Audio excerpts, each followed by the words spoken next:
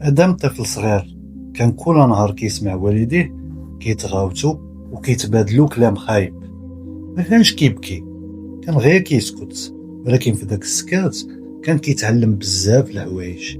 كيتعلم بلي الحب هو الغوات، وبلي الصبر هو الخوف. واحد النهار والاستاذه في القسم سولات التلاميذ، قالت لهم شنو هو الحب بالنسبه لكم؟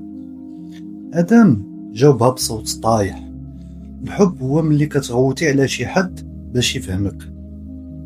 هنا الاستاذه سكتات وما عرفت شنو تقول، ولكن في داك الجواب الصغير كاين الجرح كبير، جرح ديال التربيه ما فيهاش سلام نفسي.